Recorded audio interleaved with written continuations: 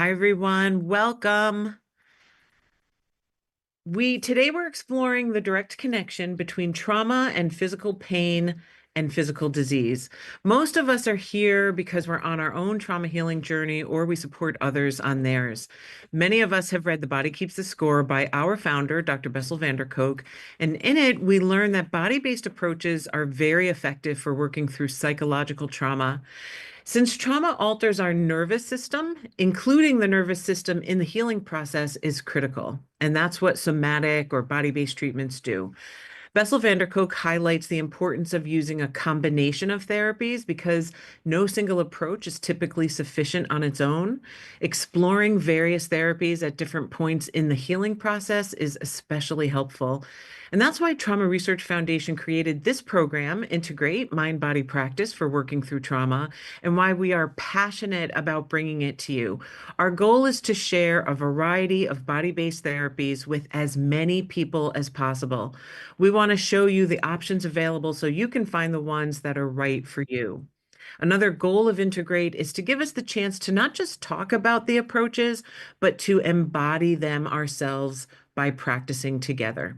That's what we're going to do today, embody this work. And we hope you walk away with a tool you can use or share right away.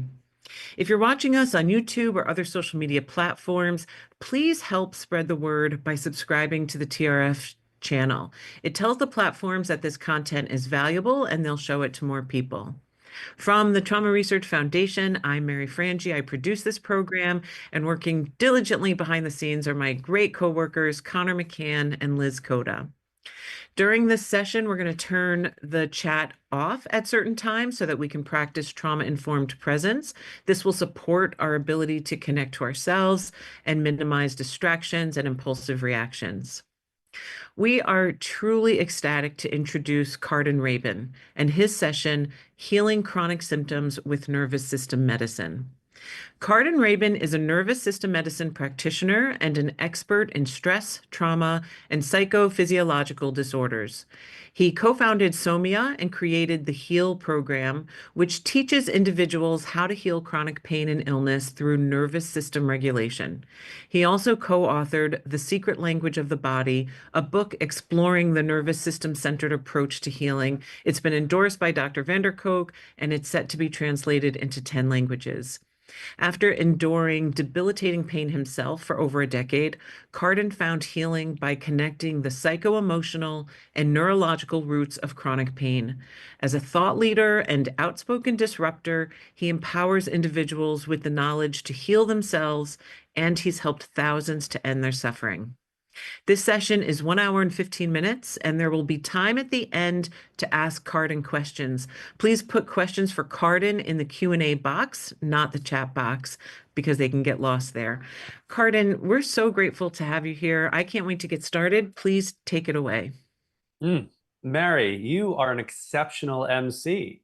So thank you for that marvelous introduction and for welcoming me into this space, into the TRF space, and to be with all these wonderful people today.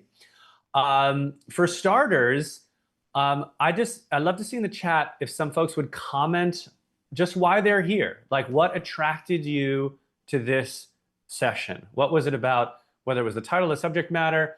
Can some folks say a few things about why they're here today? Ongoing learning, someone's at grad school for trauma treatment.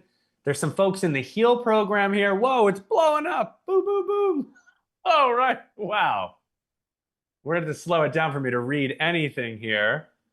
Bam, bam, bam, bam, bam. Hold on. It's a lot. It's a lot. Katrina wants to learn how to heal the body without medication. Blake's doing a master's in trauma. Someone commented on how they work with people with CPTSD and see autoimmune things all the time. Yep. Amazing. Ah, this is a hot topic. I'm so excited that everyone's got so many good reasons to be here. I thought it would just be cool to just read those for an hour, but that's not what we're going to do today. Yeah. All right. And I guess the second thing I want to add, and I think it goes right along with this, whether or not you are healing from your own trauma or support others in healing trauma, or both, who here just like knows in their bones, has this hunch that their trauma and some of the health challenges that they're dealing with are like obviously connected? Absolutely. Yes, yes, yes, yes. Yep. Obviously. Boom, boom, boom. Yeah, definitely. 1000%. Uh-huh. Yes. So everyone's on board. Look at this. Yeah. So we all know this intuitively. We all know this intuitively. And then we'll get to this, but we also know that there's this big body of evidence from the ACE studies that demonstrate this on a population level. But who here feels like there is a deficit in practical clinical approaches, a deficit in practical clinical approaches for working with health issues that have their roots in trauma and nervous systems regulation? Yes, yes, yeah, yeah, right.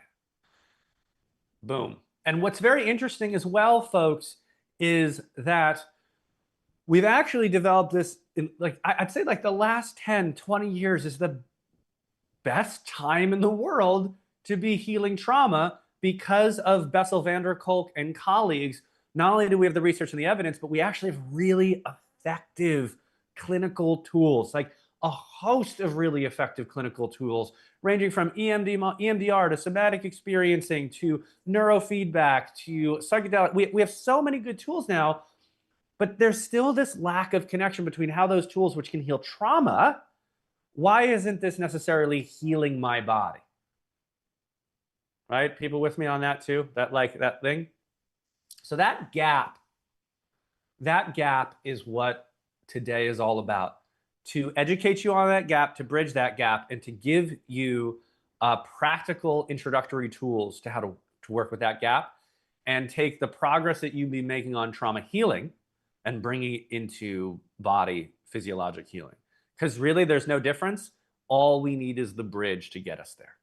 Who's with me? We like this idea for today, guys? Yay! Okay. All right. Let's buckle up. So with that, we're going to close down the chat for a little bit so that you can just be in receiving mode. And Mary, I just wanted to mention that we're going to open up the chat again a little bit after. I'm going to tell guys. I'm going to tell you a little bit about how I'm here, why I'm here. We're going to do a little interaction then too. All right. So, Mary did the honor of giving me a nice introduction. I'm a nervous system medicine practitioner. I practice nervous system medicine, which is something none of you have ever heard of before because it doesn't exist and it's an actual word. It's a name that I came up with because when something's new, there isn't necessarily language in the ecosystem, in the lexicon, to cover what's being done here. Because it's not just nervous system regulation, guys. It's not just somatics. It's not just this. It is the application of those fields to heal physiology, to heal illness. That's what nervous system medicine is. We'll say more about that later, but that's what I do. But how did I get here? And Mary mentioned that I had to overcome some really, really catastrophic low back pain. But I want to back up. Back up to tell a story where, yeah, it was having to resolve this back pain that was destroying my life and ruining my career, and only in my early 30s. But hindsight is 2020, and of course, it looks even more clear when you get more educated. So, my parents separated when I was 9 months old. They were certainly in a pretty terrible relationship while I was in utero and prior to that. And I was born into a home where there was separation. And so I only got to see my father about twice a month. My mother was an addict. She was addicted to opioids for almost her entire life, prescribed opioids for back pain. She took up to 12 Percocets a day, which is an enormous amount of opioid to be on all the time. She smoked 3 packs of cigarettes a day. She drank wine every evening. I am so hesitant to bandy around the term narcissist because it's so seismically overused and accused. But my wife, whew, Freudian slip there. That's terrible. My wife is a narcissist, but my mother was. And like a lot of children of the 90s, the normalness was latchkey, right? We're not in the comment, but give a little thumbs up if you know what latchkey is. And the nature of your childhood was that you were largely alone. Yeah. Boom, boom, boom, boom, boom, boom, boom, boom. Whether you know this or not, folks, neglect, right? The lack of attunement, the lack of contact, the lack of emotional proximity is traumatizing. It's an attachment injury. So I grew up in largely pervasive loneliness, unpredictability of my mom's emotional responses. And I had a stepdad who was overwhelmed by work and was temperamental and unpredictably angry with a very scary, terrifying temper.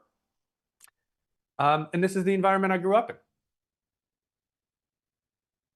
And then also, strangely, go figure, I was sick all the time. I was that kid who was coming down with colds or flus or coughs all the time. I have all these very hurtful memories of like, I was that kid who never made it to another kid's birthday because somehow I got sick before any of those events.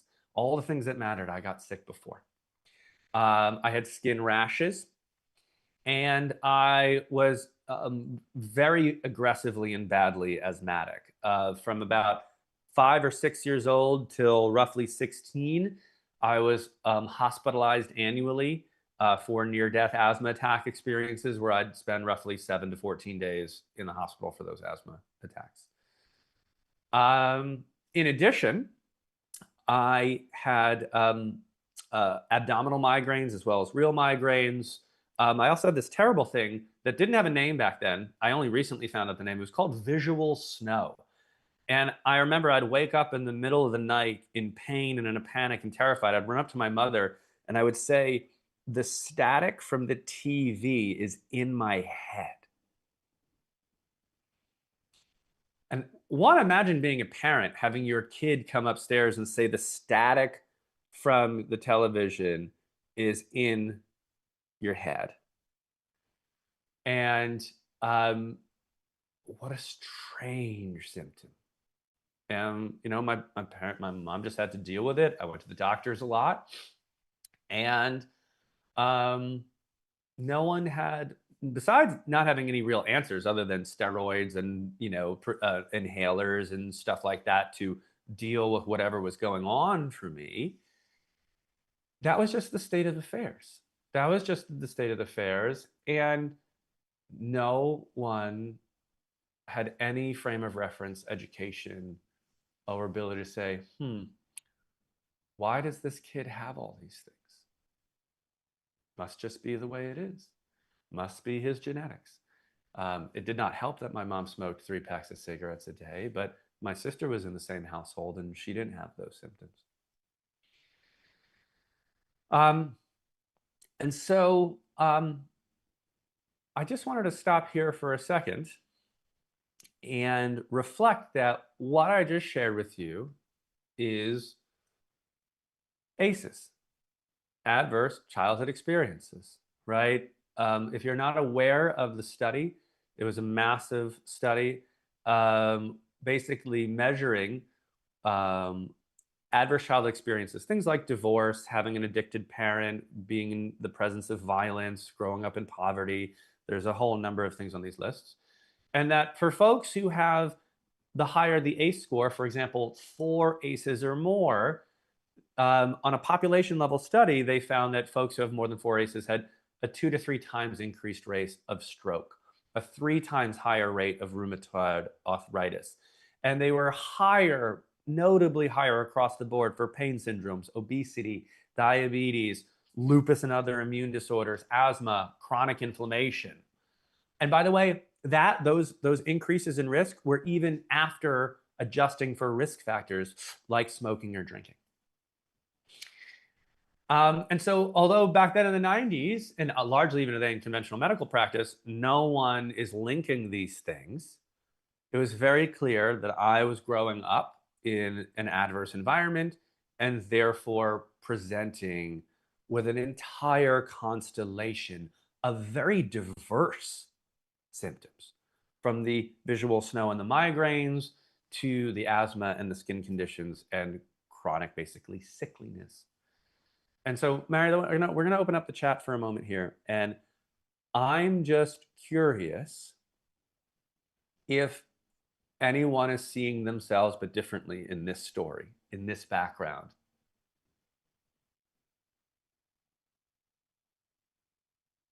Yep, totally relates. Yes, I am. I used to have some of those conditions.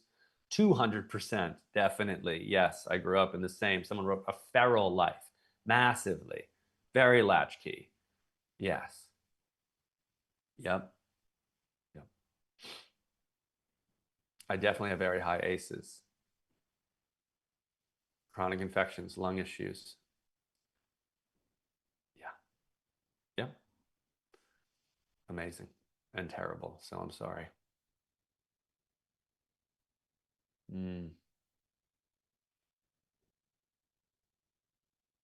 So, let's see here.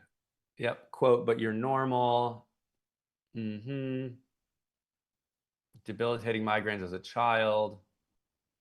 Reproductive issues. Yeah. Yeah. Okay. So, we'll close that down in another moment. For one thing, I'd like us all to know that we're not alone. I'd like all of you that maybe have this feeling in and of yourself that that there's some feeling that like we were broken, or that we were freaks, or that we were weird, or why weren't we just like all the other kids? Well, this is the reason, guys. And we're going to get into why the ACEs create these experiences. But although we weren't literally, when you break your arm in like a rollerblading accident, you have an obvious injury. And so there's obvious empathy and understanding. When there's no understanding that all these ACEs are basically continuous injuries to your mind and your body that then create illness, instead of getting help, we get ostracized. Instead of getting empathy, people just, say we can't help you, or we get blamed, or we get told we're making it up. So it's a very hard place to be.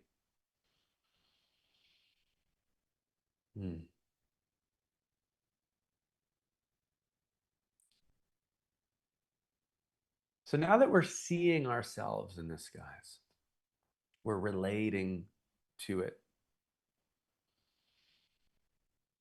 I want to start explaining the mechanisms of action that take adverse childhood experiences and turn them into illness, like why those go hand in hand, so that you can understand it. But also, much more importantly, and I want everyone here who's kind of sharing their ACE score, is that your ACE score is not a life sentence. It is not something unchangeable. It is not something that dooms you to these increased diseases that we talked about. And it's for a couple of reasons. One, it's a population level study, right? So it is not deterministic to individuals necessarily. Two,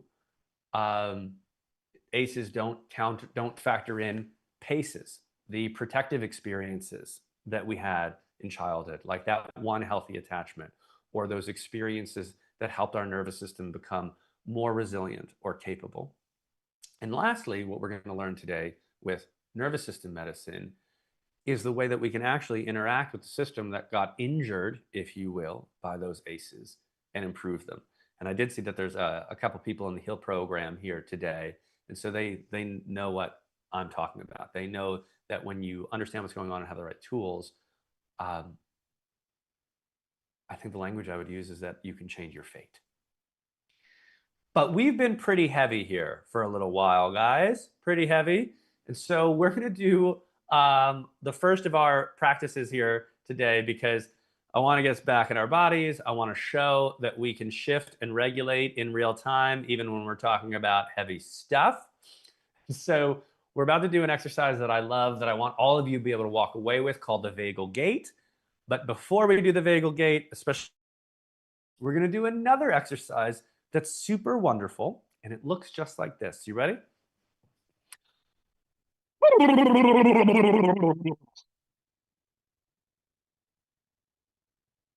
I would like all of you to do just that. And remember, none of you are on camera, so you can do that as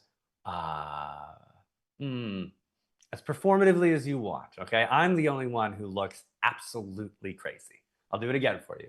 And remember, the jowls are important. If you can get those, that's in there really good, right? The more you can emulate a dog shaking off water, the better. One more time, ready?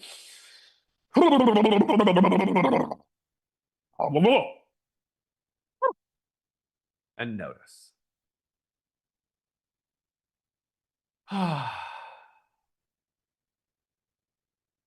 Yeah. Maybe some hearts or a smiley face or the laughing face. If that, besides just seeing me be absolutely ridiculous, if that little tiny exercise was helpful. Yes. Yes. Sure is. So no matter how silly it looked, guys, it's a dead serious practice. It works brilliantly. You can shift things very quickly in the nervous system with jiggling, shaking, a little bit of silliness and humor. And I can't emphasize enough the movement in the face. Okay? And 2 or 3 of them cumulatively are really helpful. And you may notice in your own body that although we were in a challenging place talking about, I'm just going to call it difficult material that tends to drop us. Some of us get really dropped, some of us get really lit. This one, whether you're down low or high, tends to neutralize things in a good way. So thanks for doing that with me and showing how quickly adaptable your nervous system can be. Now we're going to do the vagal gate. Important to do some body stuff before we get more into brain stuff. So you're going to take I'm not sure if I'm being mirrored right now. So I'm just going to say you're going to take one hand and you're going to take it to the opposite neck just below the ear. You're going to dig the 4 fingers, not dig, sink. That's a nicer word. You're going to sink the 4 fingers into here. And then you're going to drag the fingers towards your throat and turn your nose towards your fingers. Then you're going to reset slightly lower from where you were, sink in again. And then you're going to drag your fingers towards your throat and your nose towards your fingers. Reset for a 3rd time, a little bit lower on the neck, getting closer to where the neck meets the collarbones. You're going to sink. You're going to turn your nose to the left and drag your fingers towards you. Then we're going to do one last one, kind of broader, trying to sweep the whole neck. Fingers towards throat, nose towards fingers. And then pause and simply notice the impact of that exercise on you, and especially that side of your body.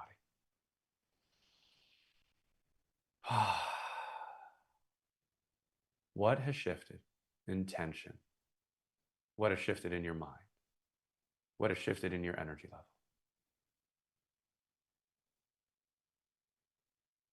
What is it like to feel the neck, ear, shoulder, chest, breath on the side you worked on versus the side you did not?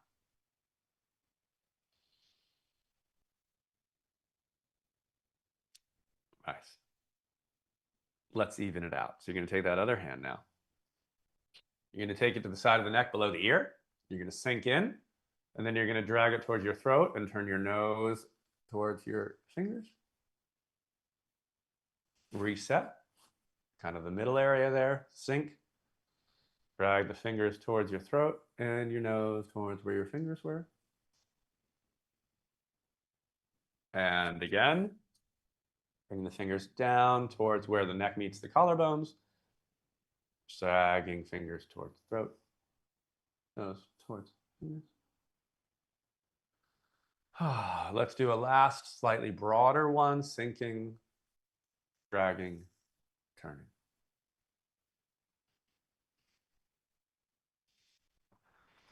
The last thing we'll do is, I like to take soft fists like this and just rub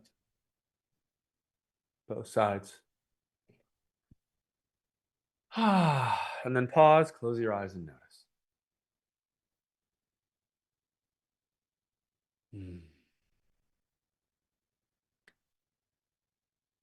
Besides the tension difference, can you feel, folks, that it's like more of your essence is in your body? Like you got a little more liquid or gravitational. It's organizing, it's settling. I'm more here. Yeah. Yeah. It's like it's a downshift. But I really want you to really feel it's like, oh, I'm more here. I just got more somatic. I just got more not in my body. It's not just about calm. It's I'm more here. Regulation is not just an experience. Regulation is a location. Regulation is not just an experience or sensations. It's a location. Don't forget that. It's a location of where are you in you. It would be an entirely different workshop to talk about that more, but I just wanted you to sit with that. Regulation is a location. It's a location of self. Okay. So that's the vagal gate, folks.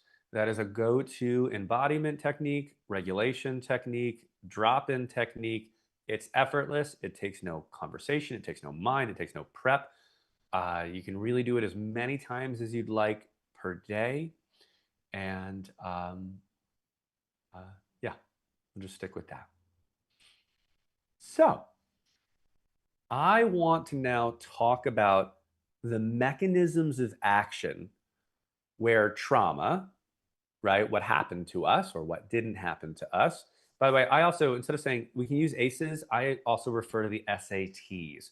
SATs stand for stress, attachment injuries, and trauma. Stress, attachment injuries, and trauma. So we're going to, these SATs that we are exposed to in childhood and throughout our life, how does this create illness, chronic symptoms, disease?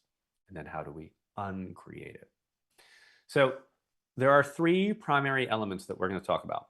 One is generalized nervous system dysregulation as an adaptation, or really a maladaptive, but as an adaptation to the SATs. Our nervous systems started doing stuff to survive. One is generalized nervous system dysregulation as an adaptation to the SATs or ACEs.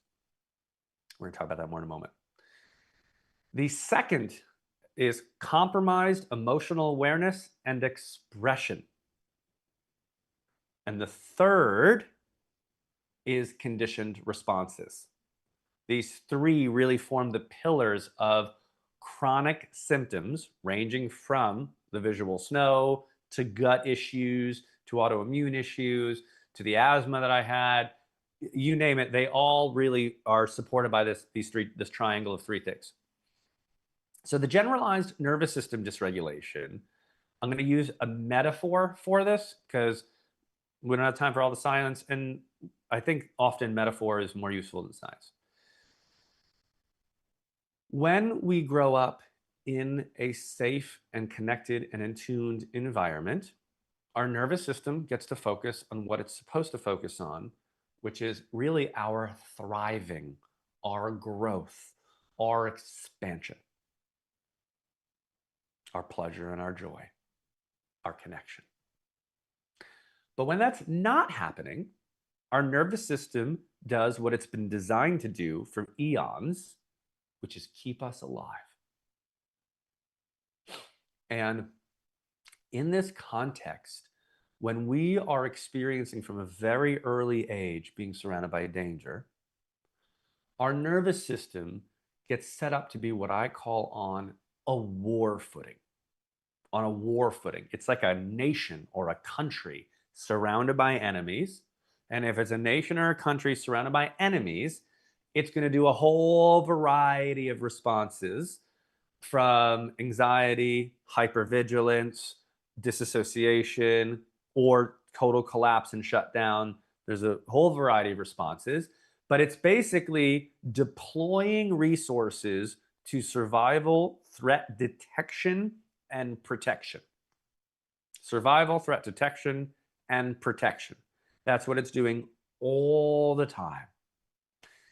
Moreover, as we're not going to get into politics here, but the more a nation or a country spends on defense or the War Department, it has less resources to spend on domestic social welfare programs, right? Like, instead of investing in healthcare and education and Head Start programs and free lunches for kids and years off for newborn moms and childcare, we see that on a national level. We don't have the resources for that. Similarly, your nervous system does not have the resources to deploy towards normal homeostasis, normal health maintenance. And it's 24/7 devoted to making sure you're protected from threat. In one instance, it's very adaptive because we grew up in situations that were adverse. But in the long run, it's extraordinarily depleting. It's extraordinarily undermining. And it is also, in the long run, exhausting.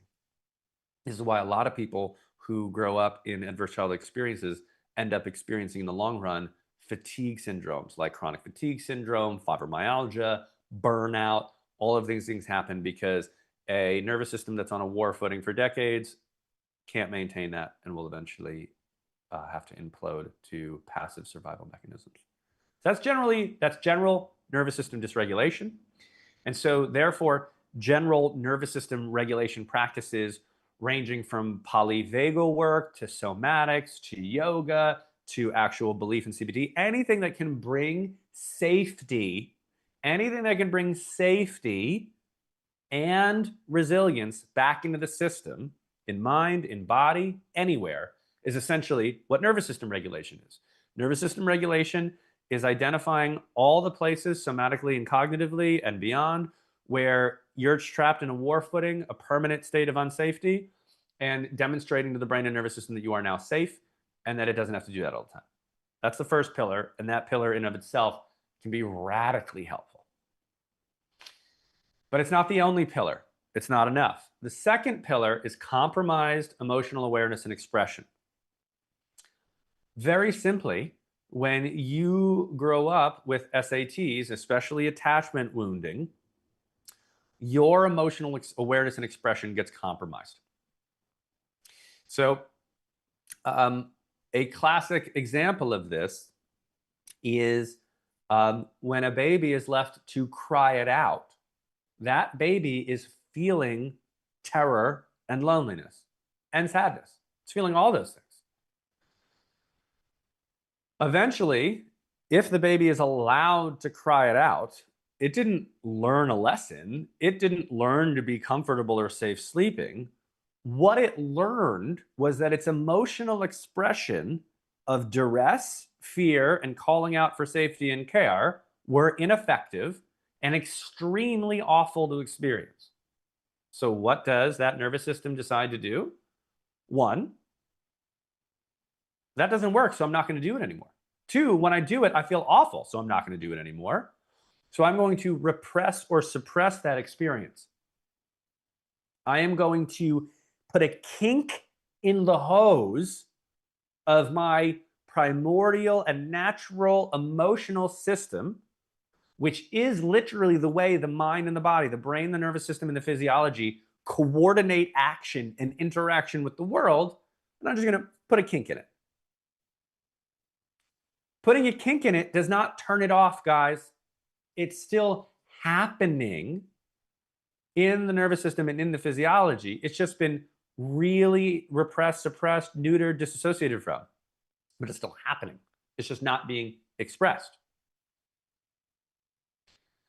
And without making it more complicated, if you can think of your emotions like the plumbing system running through a home, both the faucets and the sinks and the toilets, if that home were to have constrictions in the plumbing all over the place, anytime someone was supposed to run water or flush, what would happen?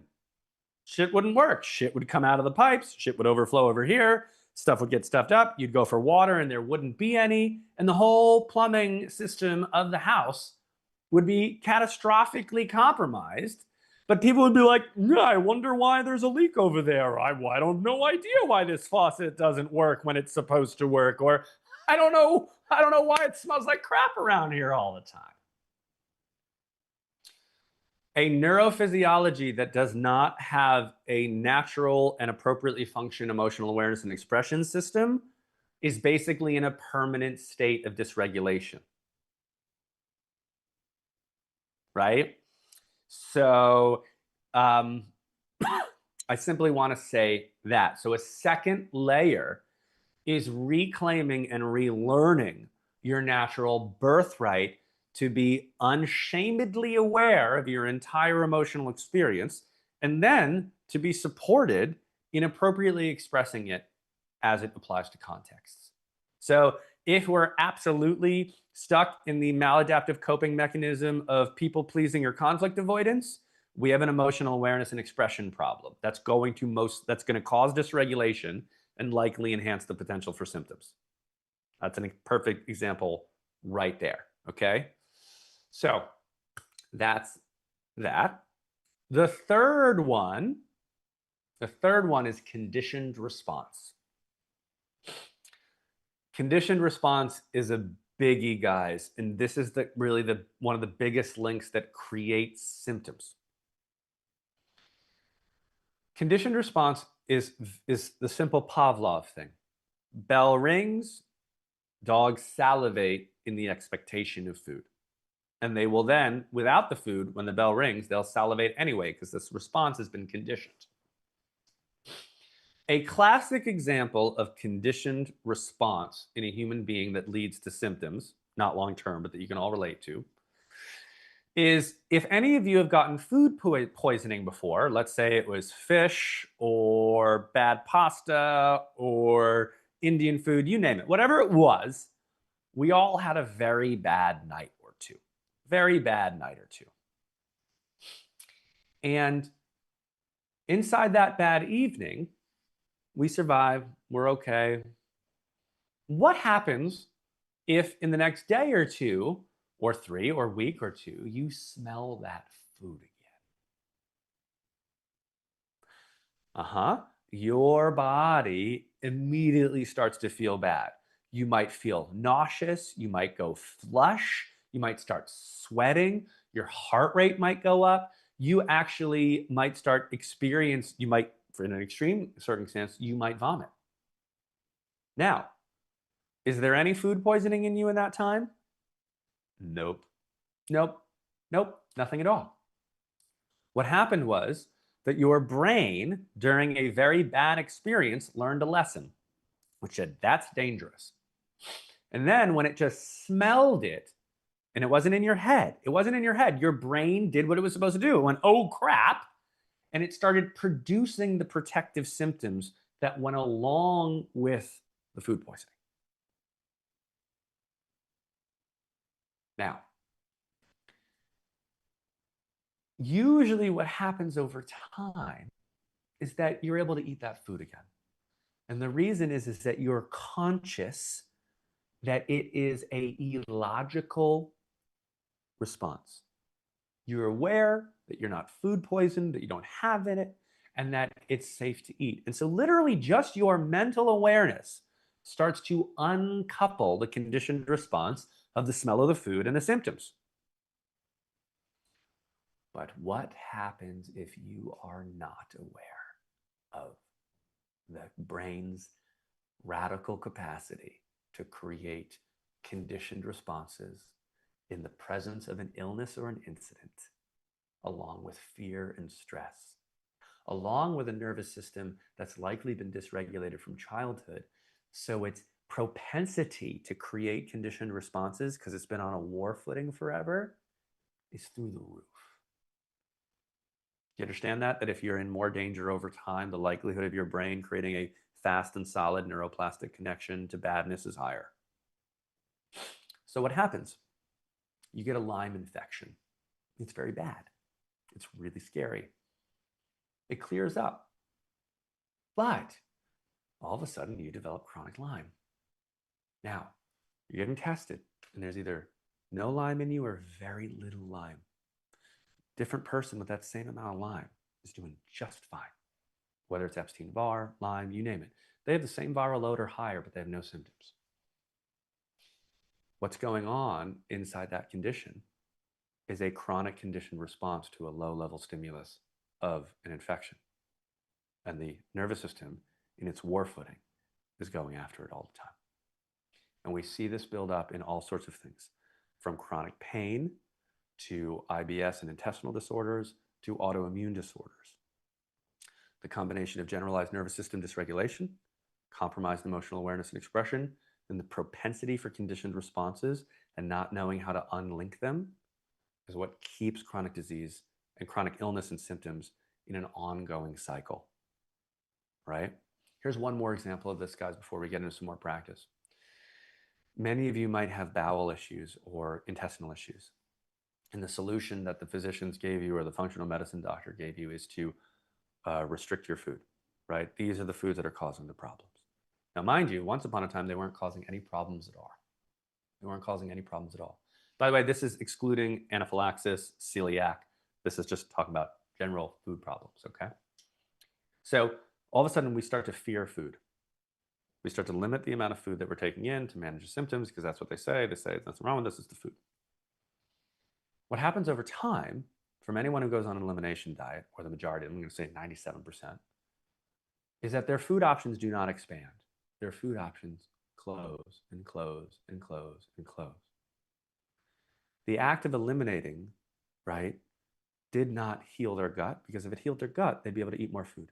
Instead, they go from 20 foods to 14 foods to 10 foods to 5, till there's people who are literally just being able to eat like olive oil and brown rice, and that's it, or just meat.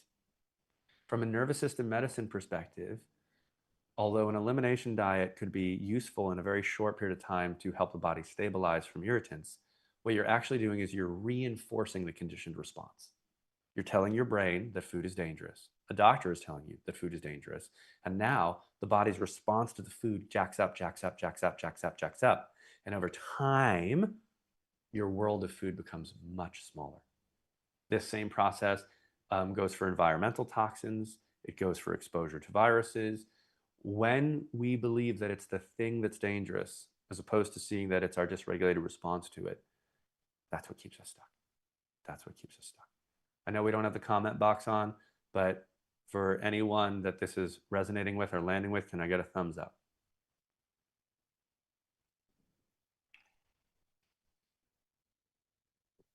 Boom. Okay, great. So now I want to move us into a second practice. When it comes to nervous system medicine and working with these things, although there's lots of things to work with, the first law of nervous system medicine is that the state of your physiology is always perfectly reflecting the state of your neurology. The state of your physiology is always perfectly reflecting the state of your neurology. Now, specifically, it just wouldn't sound as good. I would say that the state of your physiology is always reflecting the state of your autonomic nervous system. And your autonomic nervous system, though I don't like to use this word, is historically unconscious until you're trained to notice it. And so even though you might not be aware that your nervous system is in a state of distress or threat in relationship to something, it is. And that's largely causing the symptom presentation. And we need to be able to become aware of that and shift it as a first precursor into healing nervous system disorders. So we're going to play with that today with just a quick pendulation and resourcing exercise before we go into our final exercise. And this is largely derived from the work of Peter Rabin and somatic experiencing. So to illustrate the direct connection between nervous system states and physiology, we're going to do a little experiment together. And so we're going to drop in and close our eyes. Taking a breath. Being here now. And as you tune into your body, it doesn't have to be complicated, guys. I invite you to feel the level of tension around your chest and heart, the quality of your breath. You could rate or get a sense of your level of anxiety and quality of your mind. Yeah, just a moment here.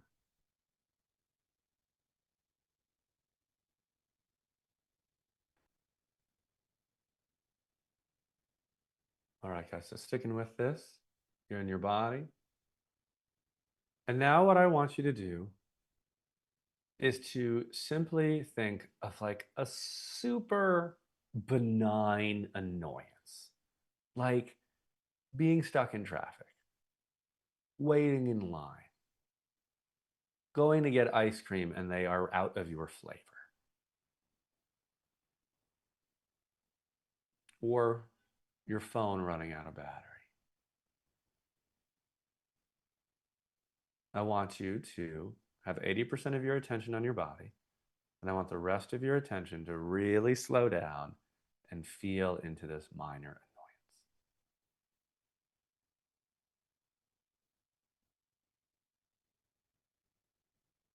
Stay with it. See it, feel it, be there.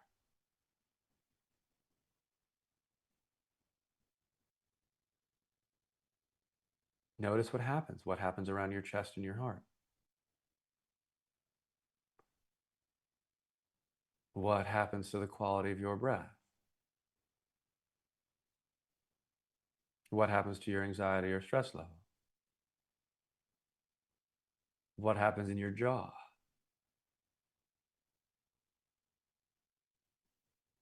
Keep noticing. This is just a benign irritant. We're waiting in line. They don't have our ice cream flavor. We're stuck in traffic. Feel all the things that are happening in your physiology, in your body, from your heart rate to your breath to your muscle tension to maybe even pain or symptoms, as your nervous system inhabits and reacts to the benign trigger.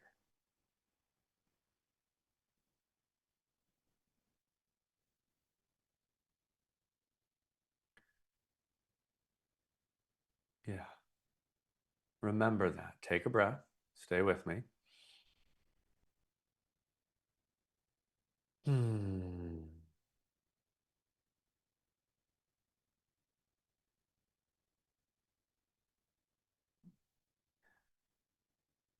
And now I want you to shift.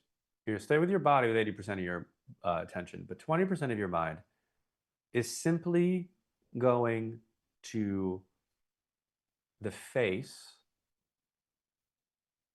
of really anyone that shows you kindness.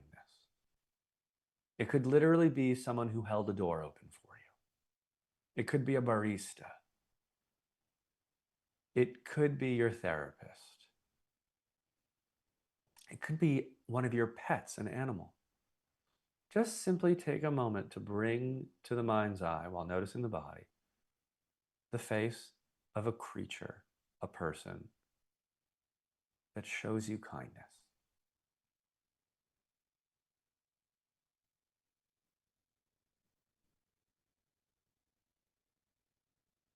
Notice what happens in your body. Notice what happens in your heart and your breath.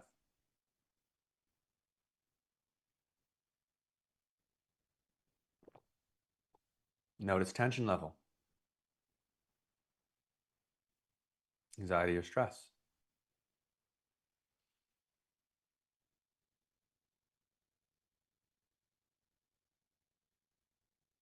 Notice the emotions of this state versus the other.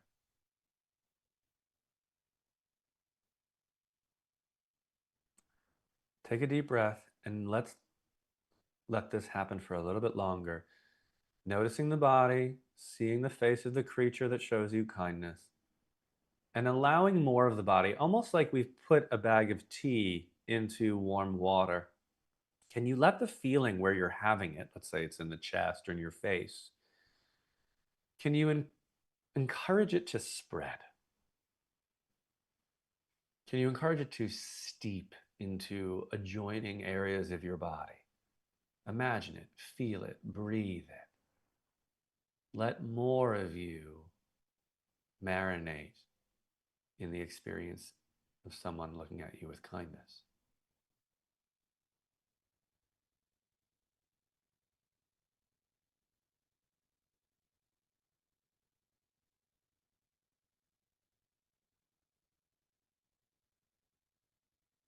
Welcome any emotions that arise as you do this.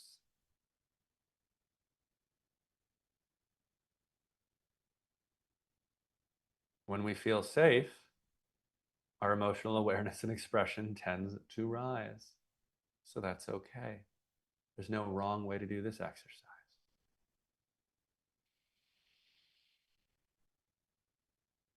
Taking another breath. Appreciating yourself for your efforts in showing up today and trying this practice with me.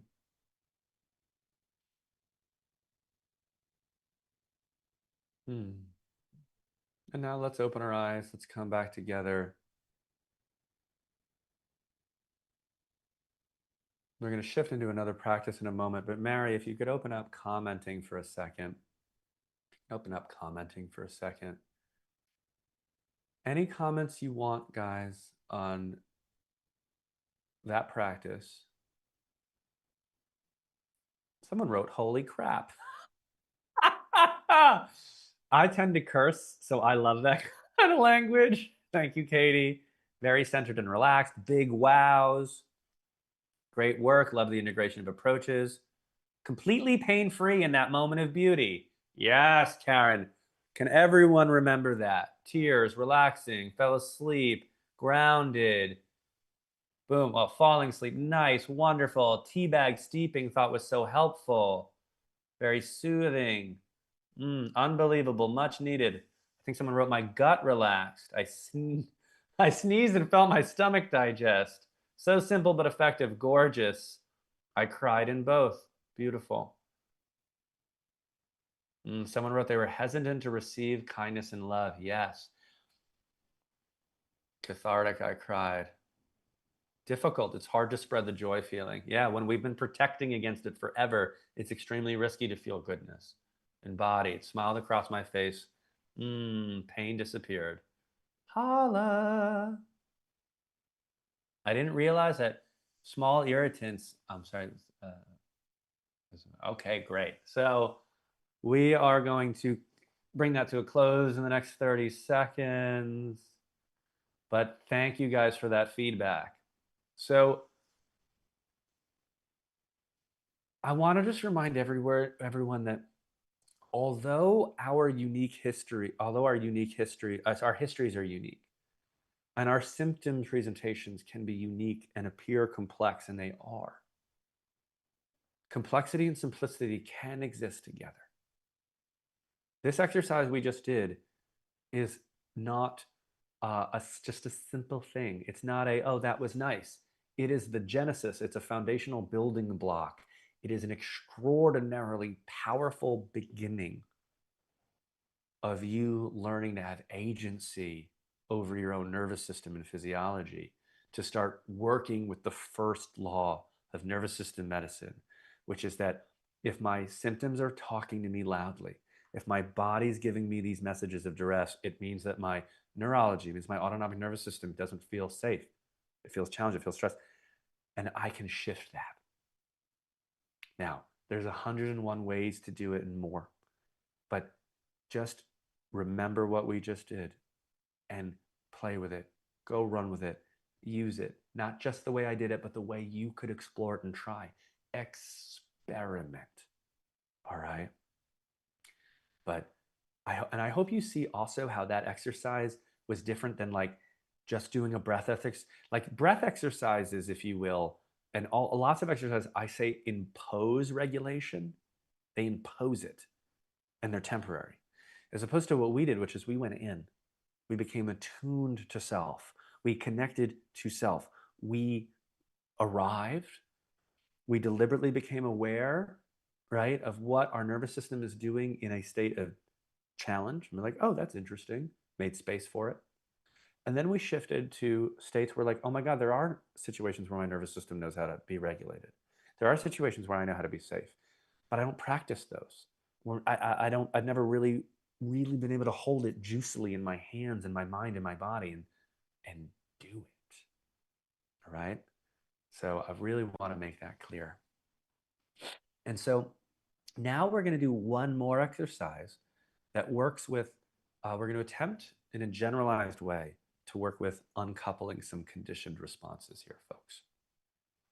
And I'm going to make this a more abbreviated version of it and build on what we just did with the pendulation. So what I'd like you to do is think about a trigger that causes symptoms, if you can, folks. A trigger that causes symptoms. So this could be a food that bothers you. You could know that every time you sit in the car, your low back gives you pain. Knitting hurts your wrists. Going on stage makes you anxious. Your heart palpitations do this when you're going to be going to the doctor. I want you to just find a trigger that you know activates some kind of symptom that's personal to you. All right? So, eyes closed. Take a breath. Track the body and the area around the symptom. Again, whether it's a gut response, heart response, pain, anxiety, you name it. Notice. 80% of your attention on your body, 20% of your attention is going to sort of, when I say move towards the trigger, that could be like if it's your back pain is in the car, you're approaching the car. If it's a food related thing, you're smelling or seeing the food. If it's going to the doctor's office, it might just be in the car on your way. Take a moment to bring to mind the thing and notice what happens.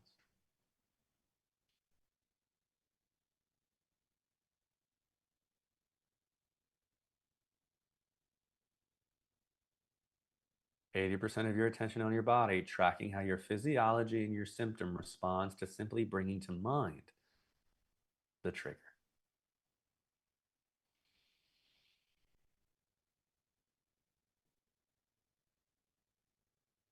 Many of you will experience that your body starts doing the symptom or the precursors of the symptom just by bringing to mind the thing. This is not in your head. This is you having a conscious experience of the way the brain works. The brain is a pattern recognition and habit repetition machine. It is a predictor at all times. And as the brain predicts, the physiology follows and obeys and does the thing. Howard Shubner, a great teacher of this work, calls this predictive coding. Great. Take a breath. Let go of the trigger for a moment. And we're going to build here a little bit. First, I want you to gently bring back to mind the creature who looked at you kindly.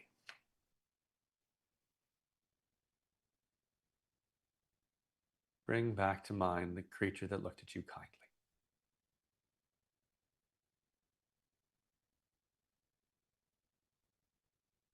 Great. 2, just for this sake, while you're with me, guys, I encourage you to be willing to pretend, experiment, and play with me. Around this symptom, I want you to take on this idea. I want you to say it to yourself. I am not broken. A lot might come up when you say that, but I am not broken.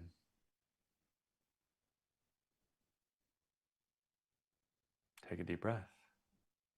I want you to say, in an effort to protect me, my brain is making an error.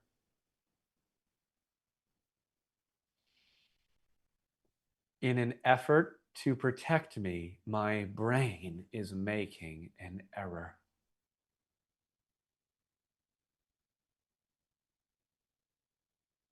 And if what I'm saying is resonating with you guys, you can say to yourself, how much more is what I'm learning right now? How much more does it make sense than all the other explanations, assessments, pathologies, diagnoses, labels, etc.? Take a deep breath. Gently bring to mind the person who looks at you kindly. Allow yourself in this moment with me to know or believe that you are not broken. Know that simply my brain is making an error in an attempt to protect me. And lastly, the simple statement, I'm okay. And with 80% of your attention on your body, and almost as if you could hold them in your hands, the kindly person, I'm not broken, my brain's making an error, I'm okay. As if you could hold them, or it's almost as if you were wrapped in them, like cozy blankets. I want you to slowly allow 20% of your mind to bring the triggering moment back into your field.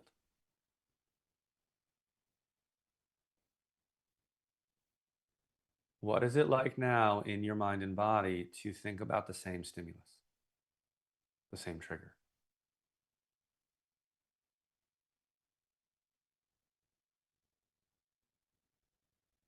Is it more? Is it less? Is it different? Note for yourself. As you help to shift into a state of safety and also cognitively uncouple what's happening. We'll interact in a moment. Stay with it. The juice here is in your experience, guys.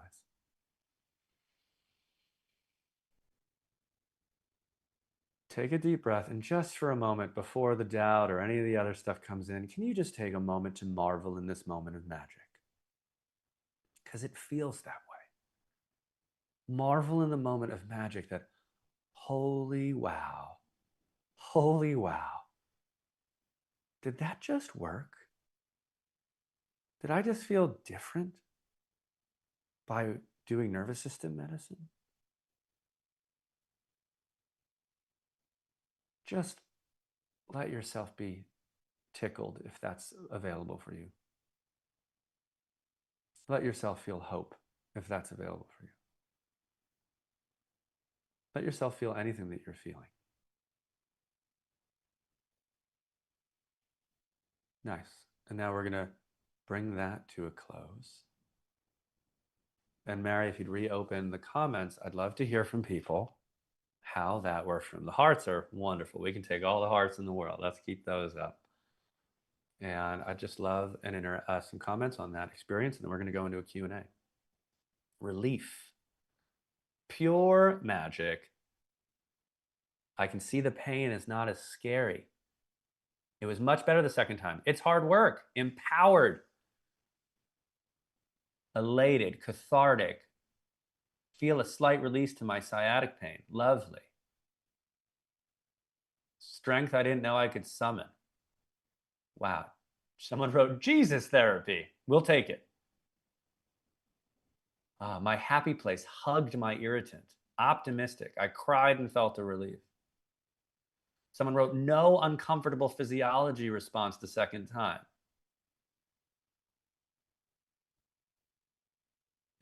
Optimistic. Yeah, wow. Calm and hopeful. Completely gone, no response. Stopped holding my breath. Wow.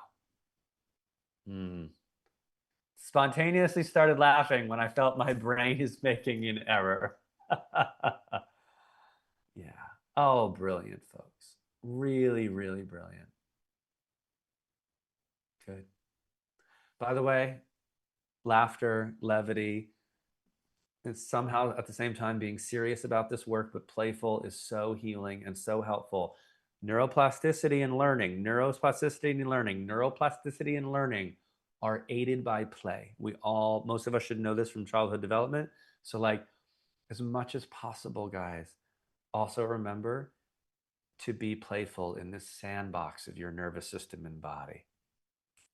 The trigger lost its power over me. Yeah, brilliant. Amazing. All right. So, Mary, would you Karden, mind? Yeah. lots of people are asking a different version of this question, so I'm going to combine it all. So, does this really work for any kind of illness or pain? What if something's really wrong with my body? For example, high cortisol, adrenal fatigue, autoimmune, lactose intolerance, endometriosis, mast cell activation syndrome, tinnitus, something genetic like sickle cell, or a pain inside my head, or difficulty sleeping. Great. Let me try to answer that as universally as I can for everyone.